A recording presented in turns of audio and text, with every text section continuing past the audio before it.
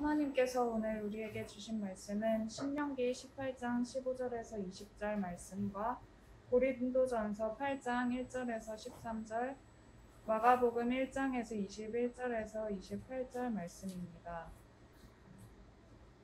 오늘은 주연절 네 번째 주일입니다. 주연절은 주님께서 세상의 빛으로 자신을 드러내셨던 그 기간을 우리가 기념하는 기간입니다. 우리는 주님을 세상의 빛이요, 진리요, 생명의 길이라고 우리는 전하고 있습니다. 우리는 정말 주님께서 세상의 구원자이시며 진리이시며 생명의 길로 잘 드러내고 있습니까? 생명의 길이란 어떤 것일까 돌아보게 됩니다. 우리 모두를 살리는 길이다라고 하는 말씀입니다. 그 길은 하나님의 형상대로 지어주신 사람의 참 모습을 찾아가는 길이다 하는 뜻입니다. 우리는 지난 삶을 반성하고 돌이켜서 정말 하나님께서 우리를 창조해 주신 대로 우리의 사람의 참 모습을 회복하는 것, 그것이 아마 주님의 말씀에 응답하는 우리의 태도라고 말할 수 있습니다. 우리가 구하고 있는 길이 생명의 길인지 진리의 길인지 되돌아보기를 바랍니다.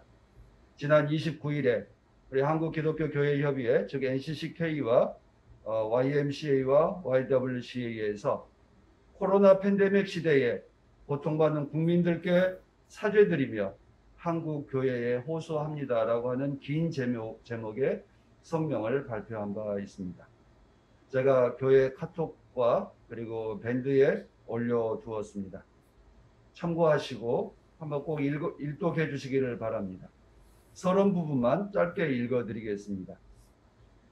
우리는 지난해 2월 코로나19 첫 확진자가 발생한 이후 온 국민의 일상적 삶을 정지시킨 코로나 팬데믹의 주요 감염 통로가 종교시설, 특히 한국교회와 그에 관련된 시설이라는 점을 충격적으로 받아들입니다. 누구도 가보지 않은 불확실성의 길을 걸어가며 국민의 안전을 지키고자 노력하는 의료진과 공공기관, 그리고 모든 시민들의 수고와 헌신으로 팬데믹 상황이 극복되어가는 주요 지점들에서 기독교의 뿌리를 두었다고 자처하는 신천지, 사랑제일교회, 인터콥, IM 선교회 등이 코로나 대유행의 새로운 진원지가 된 현실이 참담하기만 합니다. 팬데믹 위기 상황에서 국민의 생명의 안전을 최우선순위로 생각하며 스스로 종교 집회의 자유를 제한하는 데 앞장서야 할 교회 지도자들이 오히려 정부 방역 조처를 모이는 교회의 예배의 자유를 탄압하는 것으로 왜곡하며 선동을 일삼고 있습니다. 예배의 자유를 수호한다는 명분으로 법정 소송을 제기하고 이를 정치적 사안으로 변질시켜 반정부 운동을 벌이고 있습니다.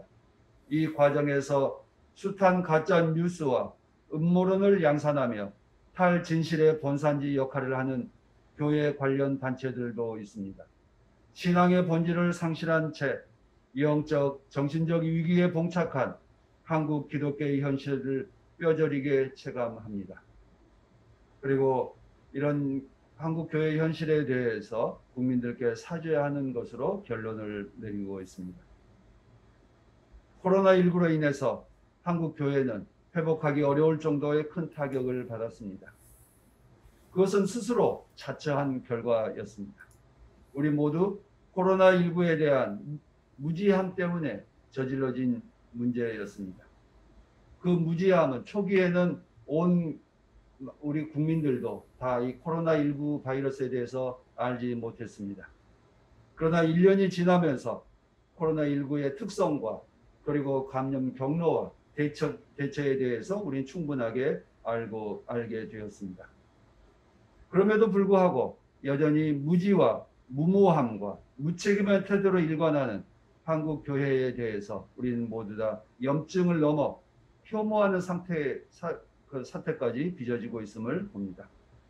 여러분 이번 뉴스에 보셨다시피 교회의 간판 위에 던져져 있는 달걀 껍질과 흐르고 있는 노란자의 이런 것을 보았을 것입니다. 70% 넘는 시민들이 교회를 신뢰하지 않는다라고 응답했습니다. 그 중에 많은 교인들도 역시 우리 스스로 교회를 신뢰하지 않는다라고 말합니다. 정말 이런 여론조사를 볼 때마다 정말 가슴 아프고 정말 목사의 한 사람으로서 그리스도의 한 사람으로서 부끄럽기 그지 없습니다. 그러나 이 모든 것이 우리 스스로 자초한 결과입니다. 정말 우리는 이 불신에서 어떻게 벗어날 수 있을까? 어떻게 해서 신뢰를 되찾을 수 있을까? 우리가 함께 기도해야 하고 회개해야 할 대목입니다. 오늘 말씀은 주님께서 처음으로 병 고친 이야기를 마가복음에서는 전하고 있는 대목입니다. 예수님께서 가버나움으로 들어가셔서 그 마을 회당에서 들어가서 예배를 드립니다. 그런데 그 회당에 악한 귀신 들린 사람이 있었다라고 전하고 있습니다. 여러분 한번 상상해 보십시오. 악한 귀신 들린 사람은 어떤 모습일까요?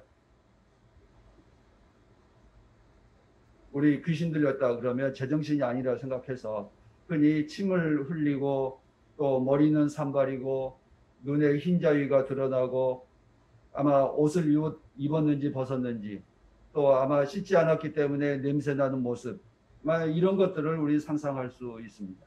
그런데 성서는 우리에게 그의 외모에 대해서 어떤 것도 전하지 않고 있기 때문에 우리는 그저 상상만 해볼 뿐입니다. 그런데 여러분 생각해 보십시오. 침을 흘리고 더러운 옷을 입고 냄새나는 사람이었다면 회당에 들어올 수 있었을까요? 여러분 같으면 오늘 우리가 예배 드릴 때 그런 사람이 이 예배당에 들어온다고 한다면 여러분 어떻게 하시겠어요? 잘 설득하거나 어떻게 해서든지 다른 한 사람이 붙잡고 있든지 아니면 저 구석진데 어디에 앉혀놓든지 아마 그렇게 했을 거라고 생각합니다. 더구나 유대교 회당에서는 아마 이보다 더 했을 거라 생각해요. 그것도 가버나움은 큰 도시가 아니라 이 동네예요. 그러면 저 사람이 누구 집 식구인지 다 알아서 아마 그 식구들 불러서 데리고 가라고 했을 것 같습니다.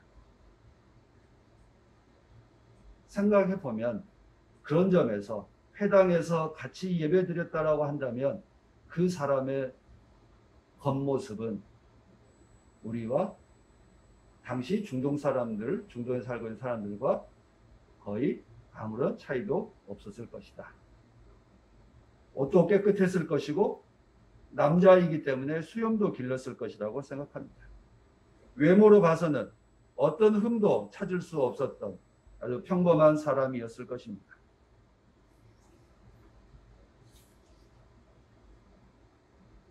겉은 멀쩡했지만 그 사람은 더러운 귀신에 붙들렸다라고 이렇게 전하고 있습니다. 악한 귀신에 사로잡혔다. 23절 말씀을 원문에 충실하게 번역하면 이렇습니다. 그런데 마치 그들의 회당 안에는 더러운 영 가운데 있는 남자가 있었다. 그가 소리질러 물었다. 여러분 정확하게 번역을 해야 돼요. 남자 사람이 있었어요. 여자가 아니라 남자 사람이 있었는데 그냥 우리는 그냥 통칭으로 사람으로 하면 또 남자일 거 싶어지지만요. 정확하게 이야기하면 그렇습니다. 세번역 성경에는 악한 귀신 들린 사람, 개역 개정에서는 더러운 귀신 들린 사람 이렇게 되어 있는데 더러운 영 가운데 있는 남자라고 한 내용입니다. 더러운 영 가운데 있다는 것이 어떤 것인지 또 악한 귀신 들렸다라고 하는 것과 더러운 영 가운데 있었다는 것하고 좀 이 느낌이 있을까요? 악한 귀신 들렸다라고 하면 우리는 귀신 들린 사람들 침을 흘리고 눈이 뒤집히고 이런 제정신이 아닌 사람을 상상해 볼 수 있습니다만 더러운 영의 가운데 있었다라고 하면 어떤 모습일까요? 그런데 우리는 행동이 고약하면 뭐라고 그러죠? 입이 고약스러우면 참 그 사람 행동이 더럽네, 입이 더럽네, 심보가 더럽네 라고 이야기를 하죠. 그런 사람들한테 악한 귀신 들렸다고 말하지는 않습니다. 결국 더러운 영 가운데 있는 사람이라고 하는 건 행동이 더럽고 입이 더럽고 마음 심보가 더럽다라고 하는 것입니다. 겉은 멀쩡한데 그 속이 더러운 사람입니다. 다시 말해서 회당에 예배드리러 온 그 유대 사람들, 가버나움 사람 가운데 겉으로 봐서는 어떤 표시도 나지 않는 아주 평범한 사람이지만 그의 생각은 더럽고 입도 더럽고 하는 행동도 더럽다라고 하는 것입니다. 그 더러웠던 게 어떤 것인지를 바로 21절에 보면 이렇게 됩니다. 그가 처음부터 예수님에게 따지고 덤벼들지 않았습니다. 21절부터 보시면 예수님께서 회당에서 가르치셨어요. 그래서 사람들이 와, 권위 있는 가르침이시다 라고 놀랬어요. 그러자 그 사람이 일어나서 외칩니다. 그 말씀을 우리 24절에 직역하면 이렇습니다. 아, 나사렛 예수여, 우리와 당신은 무엇입니까? 우리를 파괴하려고 오셨습니까? 나는 당신이 누구인가 알고 있습니다. 하나님의 거룩한 사람입니다. 이게 좀 직역하면 이런 내용입니다. 어떤 장면인지 한번 상상해 보세요. 제가 설교를 다 끝냈어요? 아니면 설교 중이에요? 설교하고 있는데 저 뒤에 한 사람이 벌떡 일어나서 아, 나사렛 예수, 당신이 하는 말, 당신 도대체 뭔데? 나한테 이래라 저래라 간섭이요? 이런 겁니다. 예전에 제가 존경하는 한 목사님께서 다른 교회에 가서 설교를 했어요. 그런데 그 교회에 아주 전통이 있는 교회였는데 그 교회 장로라는 분이 있었어요. 학교 교장 선생님이었고 은퇴하신 분이었어요. 그런데 설교하는 도중에 벌떡 일어나서 당신 도대체 그게 말이요? 빨갱이 같으니라고 이렇게 했어요. 그런 모습인 겁니다. 제가 설교 끝나고 여러분 마음에 안 들었을 때 속으로 궁시렁거리는 것과 다르게 벌떡 일어나서 아, 나사렛 예수, 도대체 당신은 나하고 무슨 상관이 있길래 우리한테 이르라 간섭하십니까? 라고 하는 거예요. 우리가 이제 다 이 존칭어로 번역을 해서 그렇지 평서문으로 그냥 반말투로 번역하면 느낌이 확 살아날 거라 생각합니다.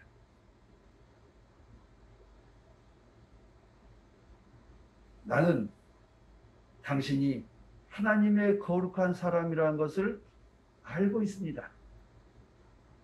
그런데 당신과 나는 무슨 상관입니까?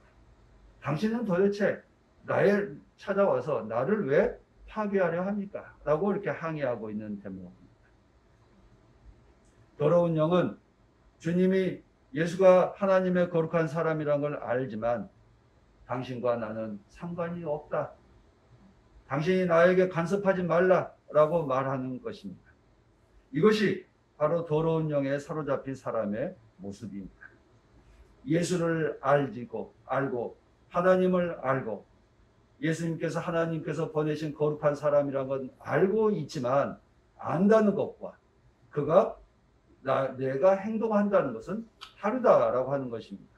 예수와 나는 상관이 없다라고 하는 것입니다. 그런데 그 남자가 소리 지르고 항의할 때 다른 사람들은 뭐 했을까요? 말렸을까요? 침묵했을까요? 동조했을까요? 그 회당에 있는 모든 사람들이 이 남자의 입장에 동의하지는 않았겠지만 말리지는 않은 것 같습니다. 오늘 한국교회 지도자들 그들의 말과 이 더러운 영 가운데 있는 사람의 말과 어쩜 그리 같지요? 우리는 예수에 대해서 안다라고 말하고 예수를 믿는다라고 말하지만 하는 행동은 당신과 나는 무슨 관계가 있습니까? 왜 당신은 한국교회에 간섭하려 하십니까? 왜 당신은 우리를 하는 일에 간섭하려 하십니까? 라고 하는 말과 똑같이 들립니다. 우리가 그리스도인이라고 말하면서도 진리와는 상관없이 살아가고 있는 우리의 일상의 모습을 보여주고 있습니다. 그것은 한국교회 일부 지도자들의 모습만이 아니라 우리 모두의 모습이기 때문입니다. 정말 한국 사회의 70% 넘는 시민들이 한국 교회에 대해서 불신하는 것은 단지 목사 몇 사람들 때문일까요? 단지 몇몇 사람의 장로들 때문일까요? 한국 교회가 그동안 보여주었던 일상의 모습이 그러하기 때문입니다. 한국 교회 몇몇 지도자들의 문제가 아니라 한국 교회 전체가 덤으로 넘어간다라고 억울해할 수도 있습니다. 이번에 아까 제가 읽어드렸던 그 성명서에 대해서 그 많은 사람들이 그렇게 반응을 했습니다. 한국 교회가 진짜 반성한 줄 알았어. 깜짝 놀랐잖아. 그래요. 그러면서 반성을 안 해도 될 사람들이 반성하고 있으니 이 성명에 대해서 참 안타깝다. 그래도 NC 총무님도 그렇고 IMCA, YWCA 대표들도 그렇습니다. 저도 역시 마찬가지인데 목요일날 이제 우리 NC 총무님하고 같이 점심 먹으면서 그런 이야기를 했어요. 우리는 아니야. 우리는 그들과 달라라고 말한들 사람들이 그 말에 대해서 믿어주겠느냐, 그리고 그 말에 대해서 받아주겠느냐, 그리고 우리 스스로 그들과 우리는 다르다라고 말한들 우리 스스로의 그 부끄러움은 사라지겠느냐 하는 그 물음이 우리를 늘 짓누르고 있습니다. 그들과 나는 다르다라고 말하지만 실제로 시민들은 그냥 통으로 한국 교회, 한국 목사, 장로, 교인들 이렇게 통으로 가고 있습니다. 우리가 배운 대로 진리와 상관없이 살아가고 왔던 우리의 삶의 결과가 지금 이렇게 빚어지고 있음에 대해서 안타까워하고 부끄러워해야 되라고 생각합니다. 우리가 배운 진리대로 살지 않고 그리스도와 아무 상관없이 살아가고 있기 때문에 우리의 영이 더러워져 있기 때문에 사람들은 우리를 믿지 않습니다. 우리가 할 일은 예수님께서 25절에 이렇게 말합니다. 그러자 예수께서 그를 꾸짖으셨다. 입 다물라. 그 입 다물라. 그리고 그 남자에게서 떠나라. 이렇게 명령했습니다. 주님의 해법은 간단합니다. 입을 다무는 것입니다. 헛소리를 멈추고 떠나는 것입니다. 거룩함을 안다고 하면서 행동은 더럽게 하는 자들은 입을 다물어야 됩니다. 우리가 예수를 안다라고 말하는 그 우리가 안다라고 하는 것을 그 입을 다물어야 됩니다. 언행이 불일치할 때 해법은 간단합니다. 말은 줄이고 몸으로 거룩한 삶을 살아가는 것입니다.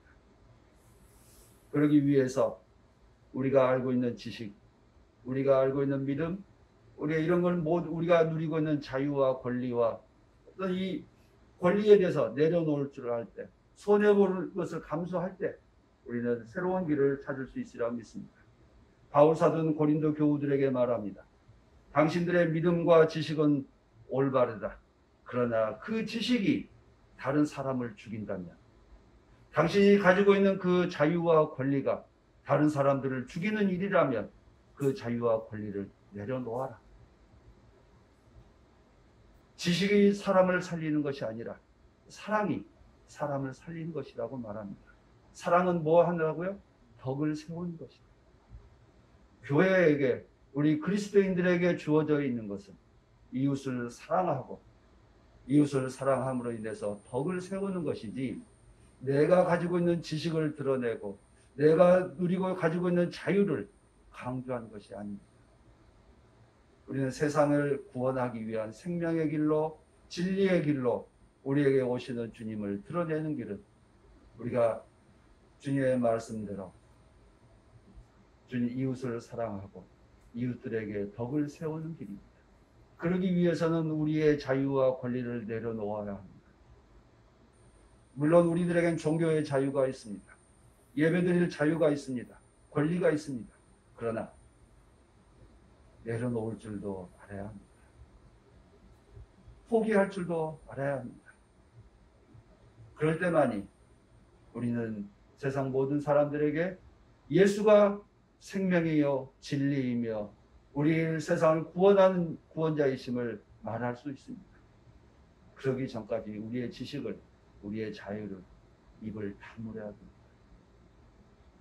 그리고 교회는 예언자로, 주의 말씀을 전하는 예언자로 보낸 받음을 기억하시고 우리 스스로 그 예언대로 하나님께서 주신 말씀대로 전하지 않았을 때는 어떻게 하는다고 그러세요? 신명기서에 망할 것이다. 지금 한국 교회가 딱 그 길을 가고 있습니다.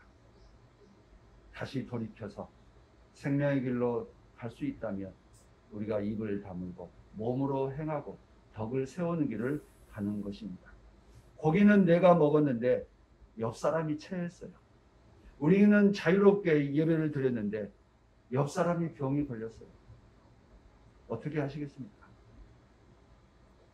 이웃을 사랑한다면 우리의 자유와 권리를 내려놓는 그런 길을 가는 것이 합당하리라고 믿습니다.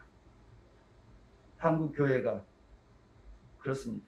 입으로는 거룩한 분을 안다고 말하지만 이웃을 사랑한다라고 말하지만 행동으로는 이웃의 생명을 해치는 길을 가고 있는 우리의 모습입니다. 이것이 우리만 모르고 세상 사람들은 알고 있다는 것이에요. 하도 우리 스스로 교회에 대해서 자정에 반성하는 것을 오래 하다 보니까 한국 교회에 대해서 희망이 없는 것 같다라고 하지만 이 반성하는 우리 교회 여러분들이 세상의 희망이고 한국 교회의 희망이 되려고 믿습니다. 우리들의 반성과 회개가 그리고 하나님 앞에 우리들 자신들을 드러내어 놓을 수 있을 때 우리가 입을 다물고 몸으로 행할 때 비로소 예수가 세상의 구원자로 우리가 몸으로 증언할 수 있는 길이 열린다고 믿습니다. 우리는 난 아니야. 우리 교회는 달라. 우리 기장교단은 달라. NCC는 달라. 라고 말하지만 생각해보면 NCC 안에 여러 교단들도 그 길을 가고 있고요. 우리 기장교회 안에도 그 길을 가고 있는 교회들도 많고요. 우리 서울노예 안에도 비슷한 부류의 사람들도 많고요. 우리 때때로 우리의 생각 속에도 우리 교회가 너무 비판받아. 불편해. 도대체 우리가 뭘 잘못했다고 우리를 계속 이렇게 비난하는 거야 라고 하는 반감이 우리 안에도 있습니다. 결국 우리는 달라라고 말하지만 우리 안에도 그런 생각들이 싹트고 있고 자라고 있습니다. 우리가 지금 하는 길은 내게 유익하더라도 손해보는 길을 가는 것. 우리가 잘한다고 말하지만 그 입을 다물고 몸으로 거룩하게 살아가는 참된 그리스도인으로 거듭나게 되기를 간절히 빕니다. 입은 다물고 몸은 이웃을 향한 복된 그리스도인들로 거듭나는 이런 위기를 통해서 우리 스스로의 삶을 되찾아가고 우리 스스로의 삶을 되새겨가는 복된 기간이 되기를 바랍니다. 아마 이럴 때 코로나19로 있는 이 위기와 고통의 시대가 우리에게는 은혜의 시대였고 새로운 시대로 발전하는 도약대가 되었다라고 훗날에 고백할 수 있으리라고 믿습니다. 하나님께서 우리에게 반드시 생명의 길로 인도하시고 우리를 세상의 구원자로 드러내 주시는 놀라운 역사가 있게 되리라고 믿습니다. 하나님 앞에 우리의 영을 깨끗하게 해주십사 하는 간구를 드리는 우리 모두가 되기를 빕니다. 함께 기도하십시다. 우리의 영을 깨끗하게 해주시는 하나님, 우리에게 예수 그리스도를 보내주셔서 진리의 길, 생명의 길을 가게 알려주시고 보여주시고 가게 하심을 감사드립니다. 우리 스스로 언제나 하나님 앞에서 회개하고 부끄러워하며 살아가는 그리고 끝내는 주님께서 우리를 영광스럽게 해주시라고 믿고 살아가는 참된 믿음의 사람들이 다 되게 하옵소서. 비록 작고 적은 수의 무리이지만 세상을 향해 참된 빛을 드러내는 복된 믿음의 공동체가 되도록 축복해 주옵소서. 주 예수 그리스도의 이름으로 기도드립니다. 아멘.